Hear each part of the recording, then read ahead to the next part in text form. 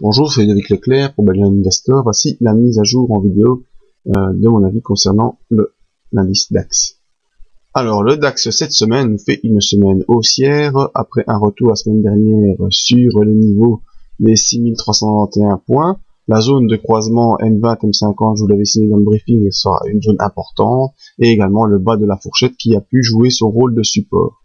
Alors, lundi, mardi, mercredi, on a fait plutôt des séances d'hésitation avec des petites hausses, des petites baisses, des séances assez volatiles avec des bougies qui montent presque au contact de la résistance mensuelle et des bougies, des ombres qui descendent presque jusqu'au support dynamique de la M20 pour terminer vendredi sur cette belle bougie verte qui revient au-dessus de la résistance mensuelle des 6513 points et proche du contact entre la médiane d'Andrews et la M100 à 6583 points. Donc cette zone d'inversion sera une zone importante à suivre dès lundi, où je n'exclus pas un petit reflux pour un pullback sur les 6513 points avant de tenter une nouvelle fois de franchir cette moyenne mobile qui donne une résistance dynamique, comme ce fut le cas ici en exemple le 5 juillet. Voyons nos indicateurs.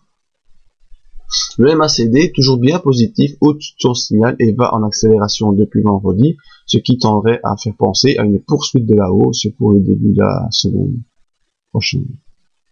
Le RSI toujours bien au-dessus d'une ligne de support et va repasser en zone d'impulsion haussière, donc en accélération haussière au-dessus de 60, ce qui est déjà le cas à la clôture de vendredi, et donc on pourrait encore avoir sur cet indicateur une accélération haussière du cours. Le stochastique, également en croisement haussier, qui vient de repasser au-dessus de son signal qui n'est pas encore retourné à la hausse, donc il faudra encore attendre une séance pour confirmer ce croisement haussier. Et donc notre stochastique nous indique également une poursuite de la hausse pour début de semaine prochaine. Et l'OBV, toujours très important, l'OBV, on voit que l'OBV, malgré un début du mois de juillet assez vendeur, eh bien l'OBV retrouve un point bas moins bas que le précédent, et donc une petite impulsion haussière qui commence à se reproduire sur notre OBV. On va voir si on peut tracer une nouvelle ligne de support en prenant 3 points. C'est un peu difficile, mais on n'est pas toujours tip top sur les points. Voilà. On peut passer celle-ci qui est une pente peut-être un peu trop importante et voir si on peut poursuivre au-dessus de cette oblique de soutien au niveau de l'OBV.